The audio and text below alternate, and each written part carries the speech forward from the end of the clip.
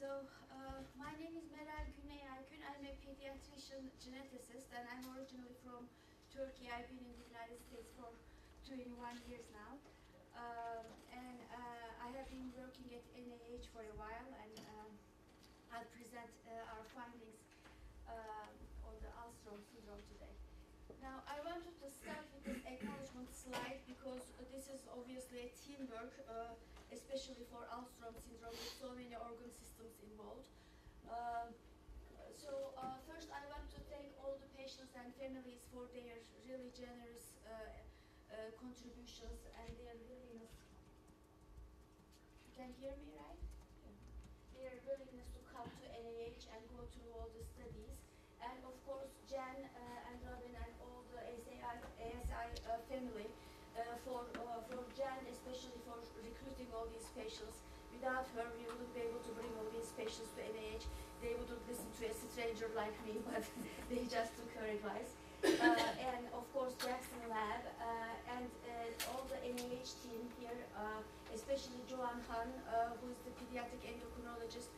She was the person who designed the collection of the endocrine metabolic data and also did the interpretation. I am presenting. Okay, is this too loud now? Is it okay? I'll take care of it. Wonderful. Okay. So I'm presenting some of her data. She actually gave me some of the slides. Our cardiologist at NHLBI, Alessandra, helped me prepare the slides for this talk, and of course they interpreted all the results. So I was thinking to myself last night, I should make a joke here because I'm presenting all these data like on cardiac findings and audiological findings that I don't have much idea about. Maybe I should say, I'm not a cardiologist, but I stayed at Holiday Inn last night. So some of the slides, if you have too many questions, that I'll have to refer you to the person who actually knows about the results. But then, of course, from the pulmonary department, Ken and his student Carolyn also presenting at this meeting. She was a pre-medical school research student at NIH, and then she goes to Baylor Medical School. And Theo for his help for the liver, and Vadih Zain for eye findings. The Cilopathy study at NIH, I had originally started it as a autosomal recessive polycystic kidney study, a natural history study on the recessive polycystic kidney disease, the one that is with the early onset and seen mostly in children. And then we realized that there are all these syndromic forms of this mixed in our patient cohort, and then we expanded the study to include the multi-system Cilopathies and started seeing Joubert patients, and then finally the Alstrom cohort. So it's a prospective study. We follow some of the patients prospectively, especially the ARPKD patients we followed for long years, and we bring them to the clinical center in Bethesda, Maryland, and they go through these evaluations. So the main goals of the study are to define the frequency and the characteristics of the individual organ disease in these multi-system Cilopathies, and understand the causes of the variation in the disease severity in each organ system. So it's not only Alstrom that the severity of individual organ system involvement is different. It is a common characteristics of also the other multi-system Cilopathies. And hopefully with the aim to identify outcome parameters for future treatment trials and help develop clinical management guidelines and of course provide care for the patients. So to date, our three largest cohorts are the recessive PKD cohort and the Joubert cohort, and 38 patients with Alstrom. But if you remember that Alstrom is actually about 50 times less frequent than ARPKD and about 20 times less frequent than ARPKD, this 38 patients with Alstrom is a quite large cohort, so kudos to the patients and families that came to NIH. So within the Alstrom cohort, we had 32 families because there were 5 families who contributed more than one affected sibling, including one family with 3 children. We had a very wide age range from about 2 years to all the way to almost 38, and the average age was 16. There were 25 children and adolescents younger than 18, and 13 patients older than 18. And approximately half of them were male and half were female. So we brought the patients to the clinical center, and this is a list of the evaluations they underwent. So we did complete eye exams, complete audiological evaluations, pulmonary evaluations, echocardiograms, cardiac MRIs, abdominal ultrasounds, magnetic resonance imaging, MR spectroscopy to calculate the fat content, of course the blood and urine chemistries, and the specialized endocrine workup, including the mixed meal test, the DEXA scans for body compositions, indirect colorimetric measurement of the basal metabolic rate, and questionnaires to assess hyperphagia.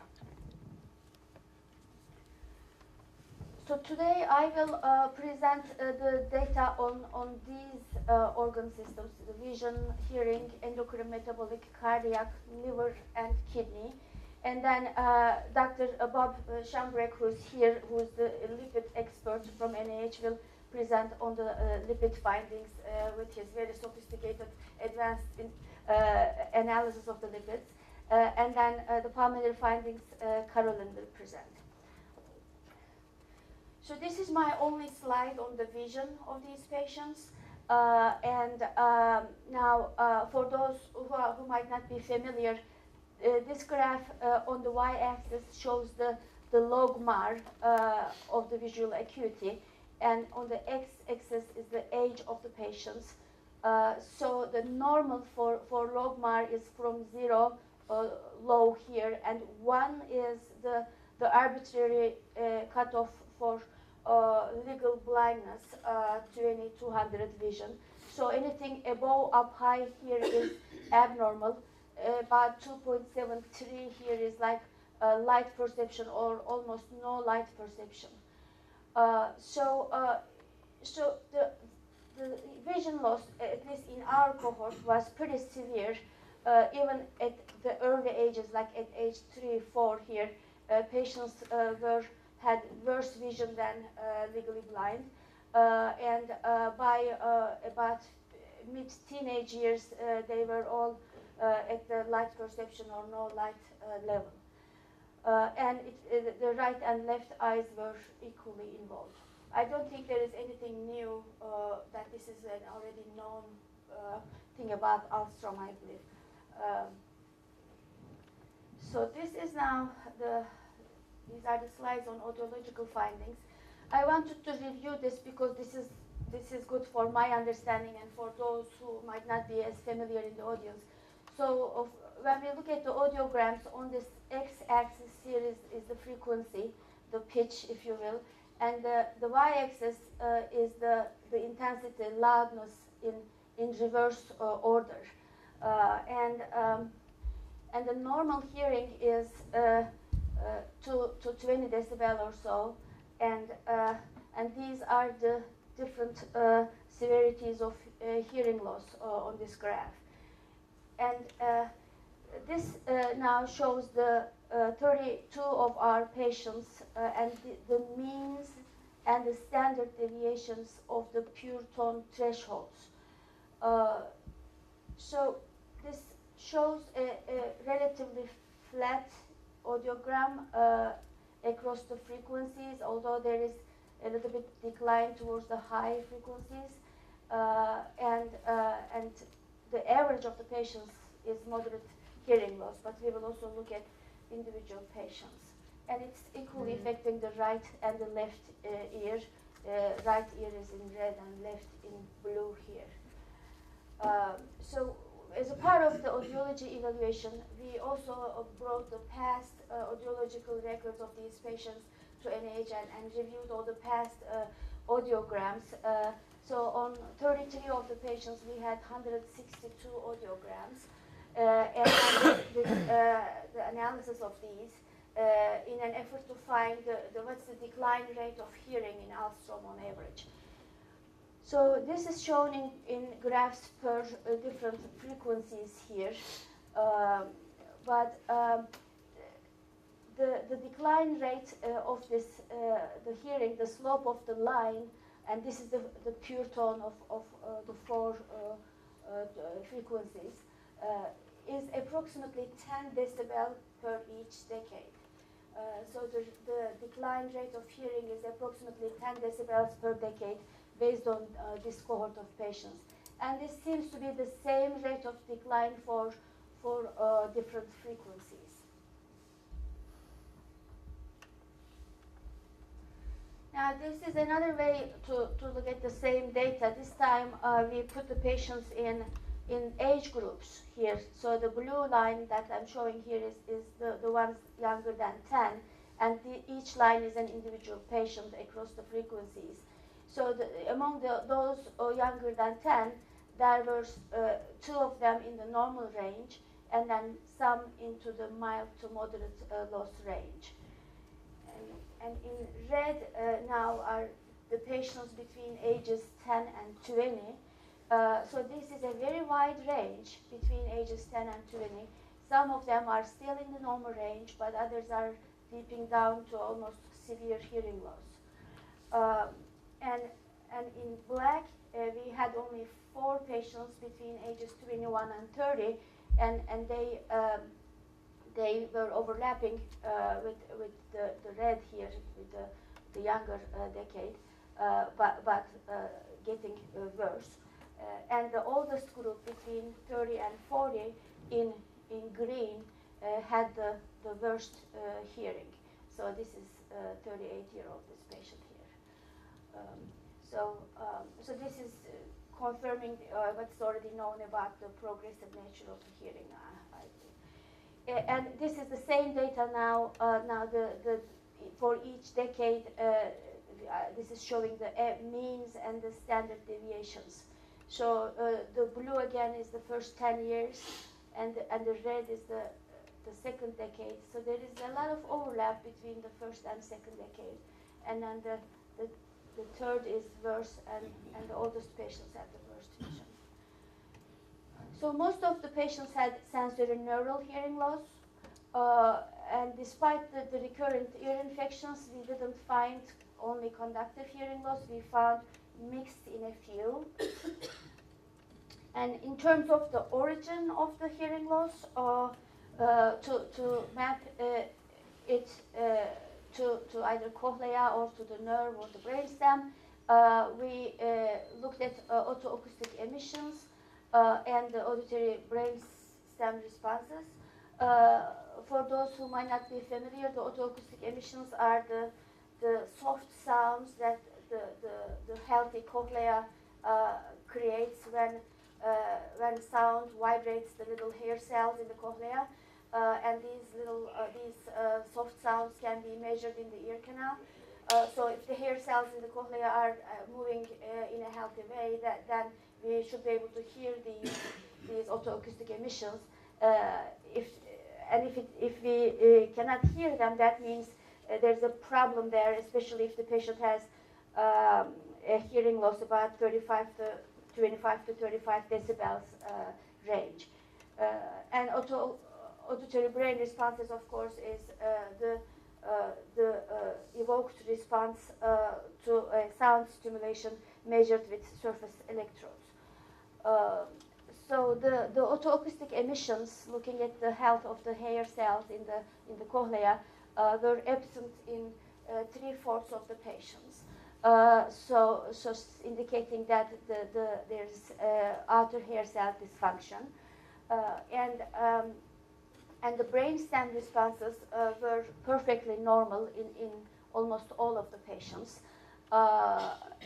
And they were, I am told by the audiology team that they were even, they were very much surprised that they were much more robust. These responses were much more healthy than what they were expecting for the degree of the hearing loss.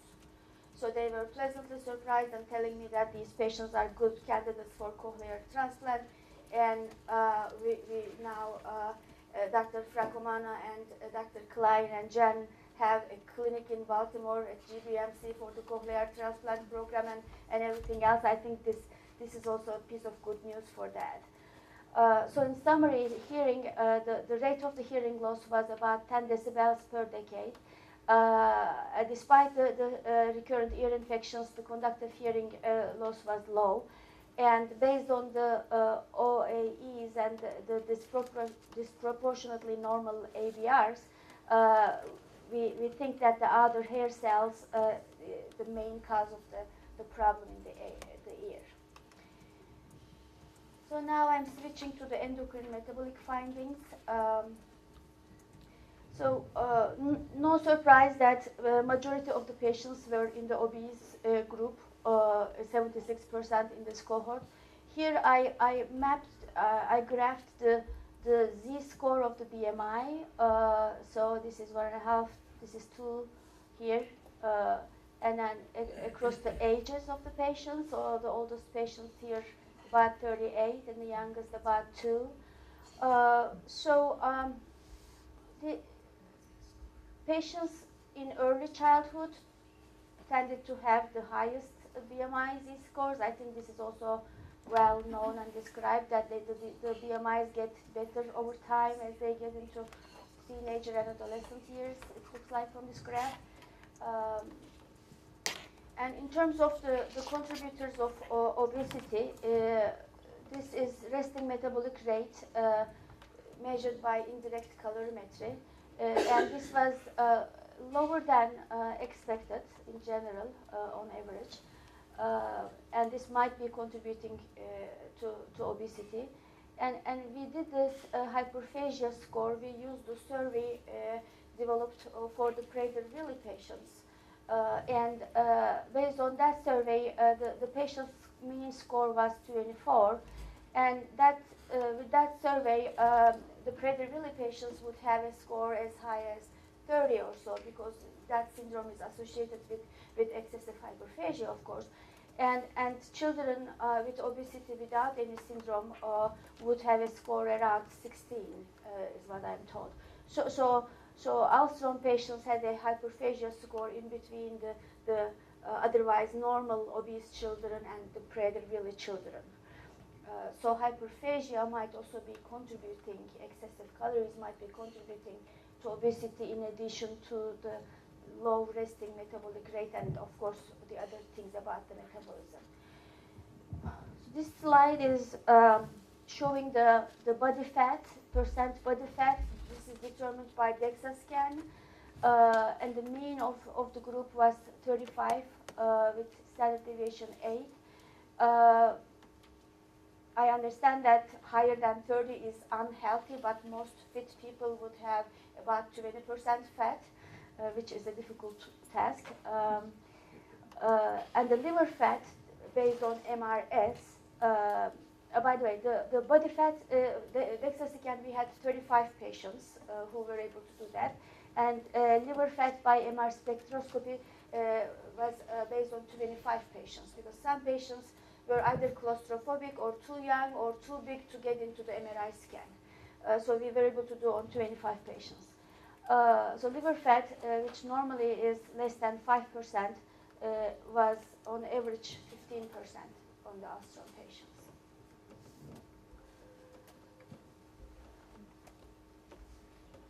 So insulin resistance, we found in about 3 quarters of the patients. The definition here is a fasting insulin level of 16 or higher for this slide.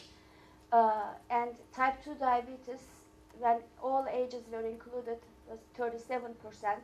But if we included the patients who were already on metformin and other insulin synthesizers, then this goes up to 47%. And above 10 years of age, this was 52, and if we include the ones who were already on meds, goes up to 57%. Now, this is showing the insulin resistance in Alstrom patients, the degree, the severity of insulin resistance in comparison to control patients.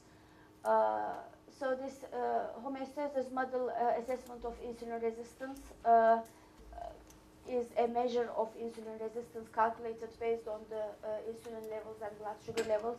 And I understand that although there's a debate on the normal cutoff of this in normal populations, and it varies by age, sex, and racial background, most people agree that if this is above 4, that there is insulin resistance. The endocrinologist in the group will tell us better.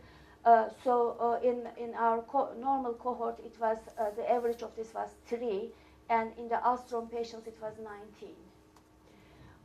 So in other words, the Alstrom patients, when they are compared to age, sex, and BMI matched controls, they were much more severely insulin resistant than equally obese, otherwise healthy individuals. So this is also consistent with the data Gail presented on the animal model, that the root cause of insulin resistance in this syndrome is not simply adipose extra fat tissue, but it is the signaling defect of the insulin receptor and the trafficking problem. Now this slide, I plotted the same insulin resistance for each individual patient, this number, for the BMI Z-score. So this is the BMI Z-score 1, 2, and then these are much higher BMIs here. So there wasn't any correlation between the BMI and the insulin resistance level. So this also is supporting the thinking that insulin resistance is not caused by the extra fat tissue only, but there is another specific problem in the signaling.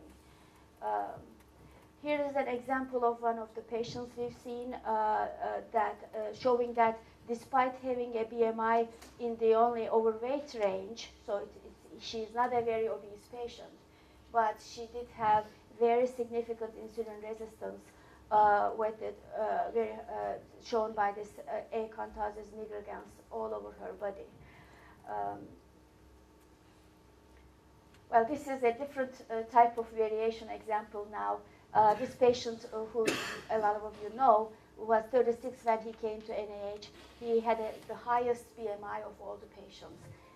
He had very severe insulin resistance that the result from the insulin level from the lab said it is extremely high, above our cutoff of measurable levels, but his pancreas is continuing to work as a factory and is able to overcome the peripheral resistance and still able to make tons of insulin.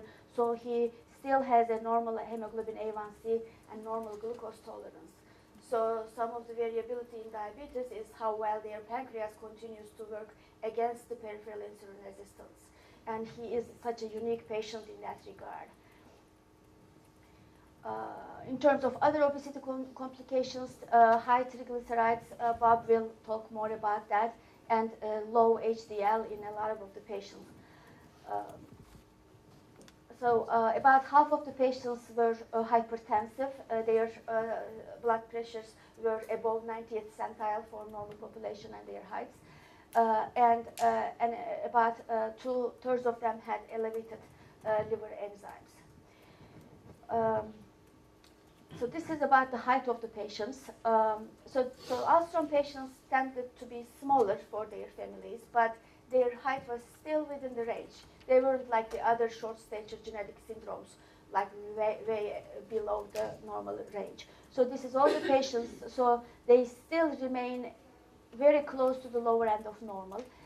But based on Joan's calculations, their height was approximately 3.6 inches lower than what one would expect from their mid-parental height. So they are relatively short for their family, but they are still almost in the range. And their mean height centile was 36 as opposed to, of course, 50 in the general population.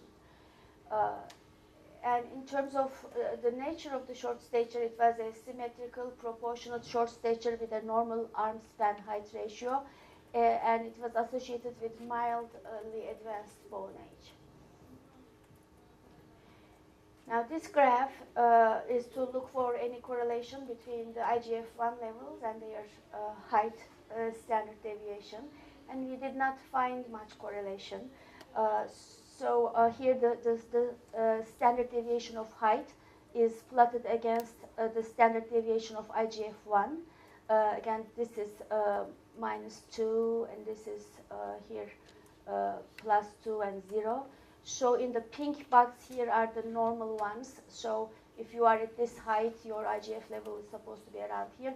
So there are some patients with low IGF levels, but there isn't a perfect correlation between height and this, the IGF levels. So the shortness, relative shortness of their stature is not driven by the IGF-1 levels. So it could be an intrinsic bone defect due to their ciliopathy and other things, of course, or secondary to the endocrine anomalies. So we did find other endocrine abnormalities. 32% had hypothyroidism, 21% had hypogonadism. Only one patient was diagnosed with adrenal insufficiency already before came to NIH, so was on treatment, so we couldn't evaluate for that. And 14% had elevated glucagon. So among the male patients, there was hypospadias in 6%, microphalus in half of them, undescended testes in 11%, and almost all of them had small testes in adulthood. And among the males, the post-pubertal males, 39% had low testosterone. Now this slide, these percentages are for the post-pubertal females. Oligomenorrhea was very common in 82%, elevated testosterone 38%, and hirsutism in 21%, and alopecia in a little more than half of them. So that was the last slide of the endocrine findings. Now I'll show some of the cardiac findings. So these included the cardiac evaluations, including the EKG, the echocardiogram, and we did cardiac MRIs without gadolinium, because I was too afraid of the side effects of the fibrosis side effects of the gadolinium and everything, that we couldn't take that risk at NIH. So I explained to the patients that there is this risk and everything, and they just chose not to do the gadolinium. And this was already published by Dr. Steele's groups in England, the MRI findings. So there wasn't any point me doing the same things again and putting the patients to risk. So we were able to do the MRIs without the contrast, but we had only limited information from that. Okay, so this is the risk factors slide. So they had the hypertension, of course, much more common among the adults than children. Their hypercholesterolemia was mild, between like less than 300. There was no patient even at 300, maybe 290 was the highest, but it was also abnormal, a little higher than the upper range. Their CRPs were high. I was very surprised when I first saw the first patient with an extremely high CRP. I ran to the bedside of the patient. I said, "Okay, is there an infection or something going on?" Showed my naivety that I didn't know that this inflammation was normal in the context of obesity and everything that I learned from the endocrinologist later on. Their CRP was elevated because of this inflammatory state of obesity metabolic syndrome, as I understand it, if you have any other explanations for it, but they do run very high CRPs, which is a cardiac risk factor for the coronary artery disease, of course. And the brain natriuretic peptide was high in 16% of children and 42% of adults. So their EKGs were mostly normal. They were normal in 28 of the patients, and in 10 patients there were some varying abnormalities, nothing consistently abnormal among the patients. And when I saw the first few patients, I was a little bit curious why the automated EKG started reporting long QT. So I went to the cardiologist. I said, look, is there a long QT here? Should we discuss the medications they shouldn't do and everything else?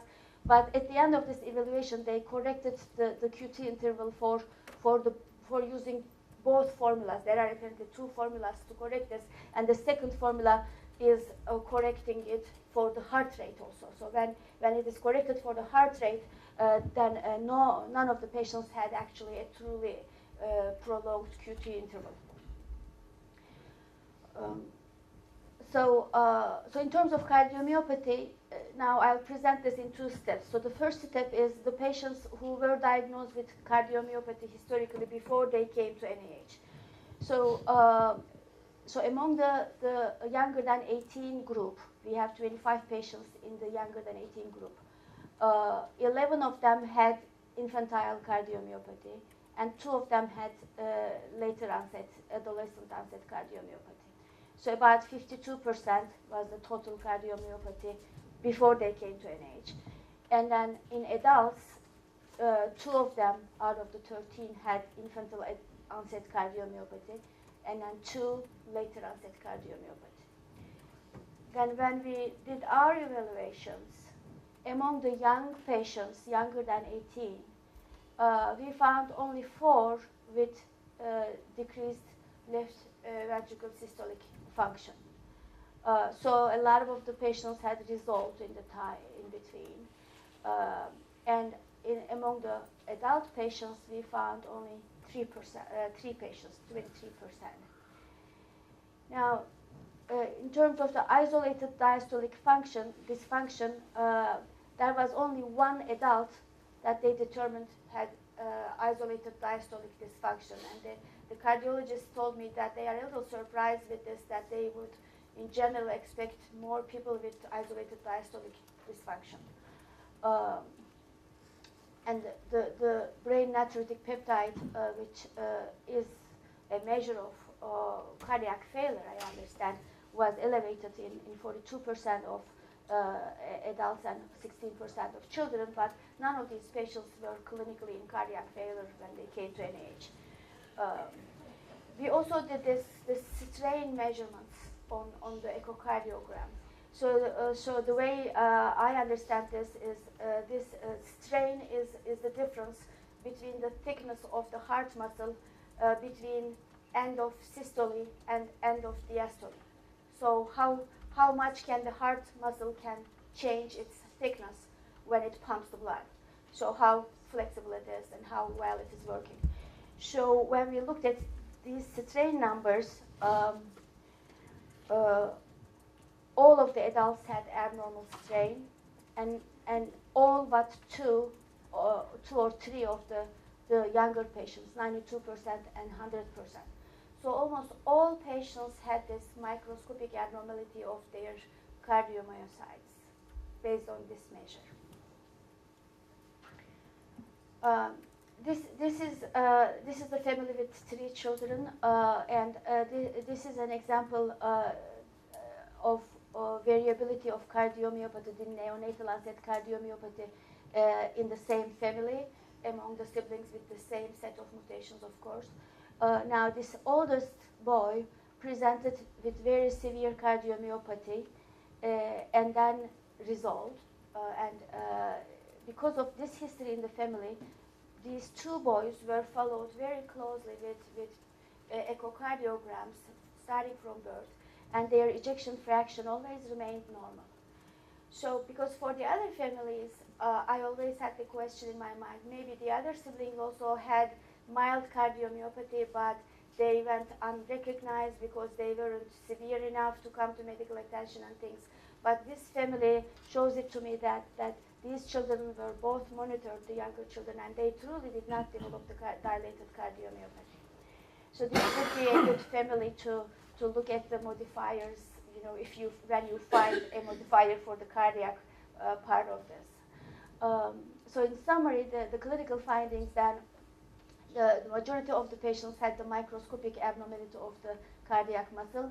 There were no recurrent EKG abnormalities, and there was some intrafamilial variability. In terms of liver disease, we looked at several things.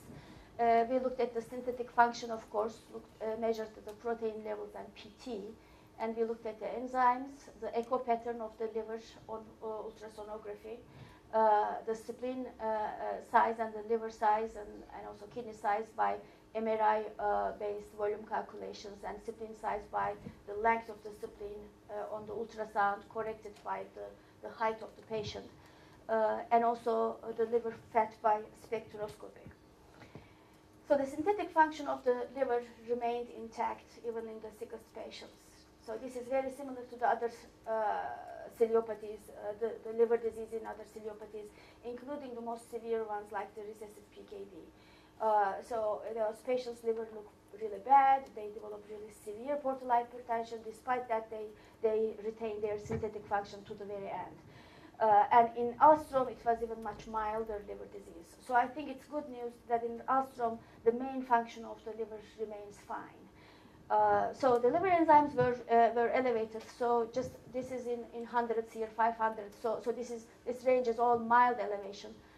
So the normal for ages, I put the lines here, show the ages, the patients from the youngest to the oldest. So only few patients had elevations in AST, and some more patients still very mild elevations in AST. And GGT, which is a more bile duct-driven enzyme, in comparison to ALT, which is more hepatocyte-driven enzyme, was a little bit higher, a little bit more frequently. And when we look at all three enzymes together in all the patients, they tend to go together like ALT, AST, GGT, ALT, AST, GGT elevated in the same patient, GGT being the most elevated. And there is a pattern here. The older the patients, the more likely their enzymes to be elevated. And in this slide, I included the echogeneity of the liver here in this gray shade lower. So this is how the liver, the shade of the gray that the liver looked on the echocardiogram. So it was normal in some, mildly echogenic in some, and moderately echogenic or severely echogenic in others. And this really seemed to correlate with those with the elevated enzymes for the most part, but there were some exceptions, because this judging the echogeneity on the liver ultrasound is a subjective thing. We did our best with this. The hepatologist and myself and the radiologist, we sat down and looked at all the livers at the same session and compared it with the shades of gray, and we had published this in the other Cilopathy patients with a similar type of liver disease before. So we have a gray shade scale published already. But Alstrom is different, that there is also fat contributing to the echogeneity here. So it is not as easy to interpret on the ultrasound. But when I calculated the mean ages of this normal to mildly echogenic liver patients, they were much younger than those with the moderate to severely echogenic livers. So this is an age-dependent process that when they get older, they are more likely to develop the liver changes. Now, we also looked at the portal hypertension, which is the important complication, of course, that is seen in Cilopathies, in the fibrocystic liver disease in Cilopathies in general, and also other liver disease in general. So for those who might not be familiar, portal hypertension is the increased pressure of the blood in the portal system, and portal system connects the intestines to the liver and to the spleen, and normally portal system is not connected to the big blood circulation. There are anatomical blood vessels, but they remain closed, and they open up only when the portal pressure is very high. So one of the problems that we worry about, the complication, is the the blood vessels that open up when the pressure is high at the inner lining of the esophagus here are risk factors for bleeding, for the esophageal varices, and among other complications of portal hypertension. So to see if the patients have portal hypertension, we looked at the size of the spleen as a surrogate marker of the portal hypertension. And here I plotted this, the length of the spleen on ultrasound corrected for the height of the patient. And this is the normals for this ratio. The black is the 95th centile of normal, and red is the mean of normal people. So about 1/3 of Alström patients had an enlarged liver, many of them enlarged spleen, I mean, many of them being mildly enlarged. So there was some degree of portal hypertension in about 1/3, many of them being mild. And this is just to give you a comparison in my ARPKD cohort, where many more patients had much more earlier and larger spleens. So here now I added the frequency of portal hypertension here in these groups. So this also made sense that those with the most echogenic livers had the highest frequency of portal hypertension, and those with normal livers did not have portal hypertension, and it was very rare among those with mildly echogenic livers. So no surprises with the liver findings, really, like these were all expected things. One of the questions is, like, there are two major contributors to the echogeneity of the liver that we know of. Based on the biopsies, the published biopsies in the literature, we did not do any biopsies at NIH, we know that there is fibrosis in the liver, and then there is some fat, another second layer of complication because of the metabolic syndrome and diabetes and everything. But how much of it is fat, how much of it is fibrosis for each patient, we don't know that. But to help answer that question, I put here the liver fat by MR spectroscopy on the same graph, and it showed some correlations. Those with the moderately echogenic livers and severely echogenic livers tended to have higher percentage of fat. So here is the 5%, the cutoff of normal.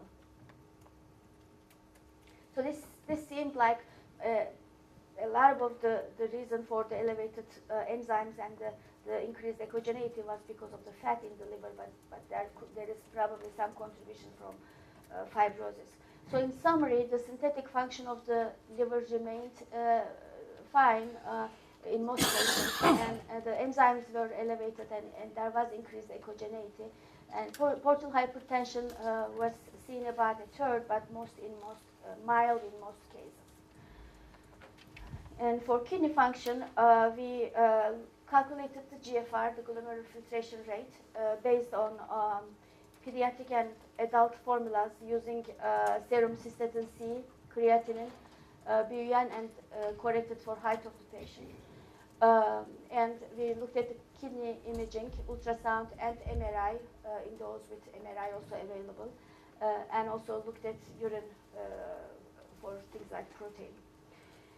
Now, this is kidney function, GFR, shown for the age range.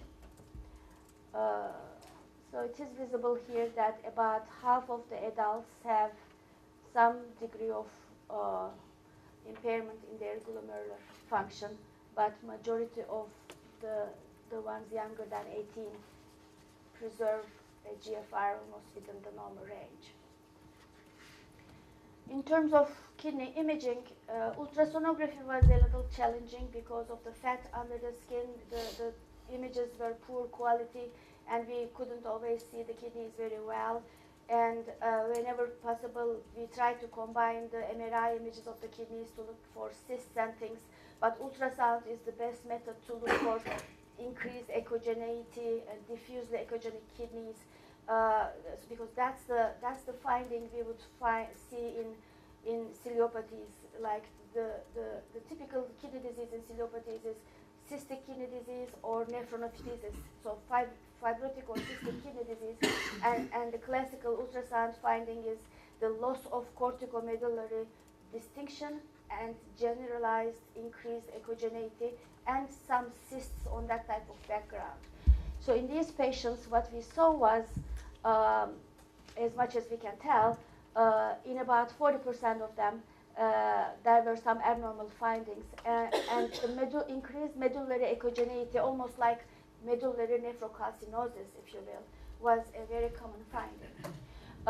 So here's an ultrasound of a kidney showing the increased medullary densities. And this is an example, and the cysts were very rare. So about 3 or 4 patients had discrete cysts, and the most number of cysts were like 5, 7 maybe total between the 2 kidneys.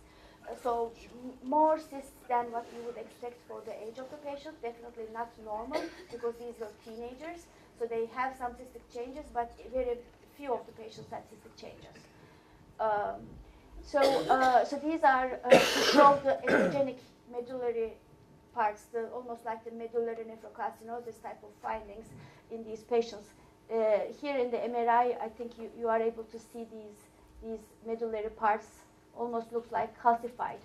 Now the term medullary nephrocalcinosis implies that it is calcium, but actually it is a term loosely used for anything that looks like calcium deposition in the kidney. So the causes are a long list of things, including hypercalciuria, and these patients in the 24-hour urines, they did not have increased calcium excretion. So this is not calcium here. So this is a disease in their affecting the medulla of their kidneys the most, and it is resulting in these dense images on MRI as well as ultrasound here, these white rings.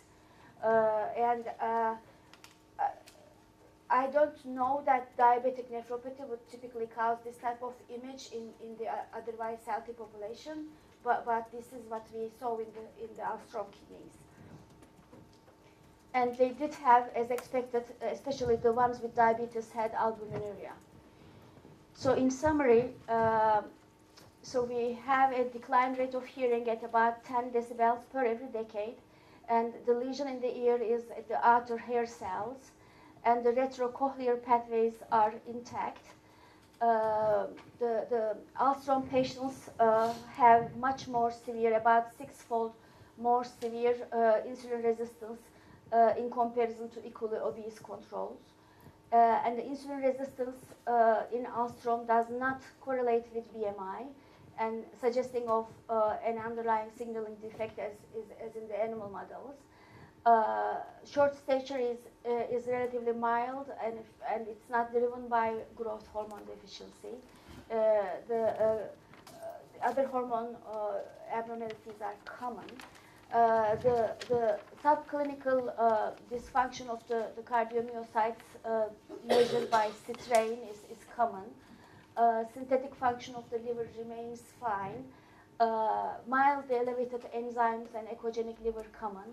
Portal hypertension rare, well, not rare, but rarely clinically a problem. Let's put it that way. No cystic liver disease. So another component of liver disease in Cilopathies in general is the so-called Caroli's syndrome, the cystic dilatation of the bile ducts, and liver cysts in the periphery of the liver, like seen in dominant polycystic kidney disease or oral facial digital syndrome. So these patients did not have any type of liver cysts. Their bile ducts, the common bile ducts, were perfectly normal size. So cystic liver disease is not a problem in Alstrom.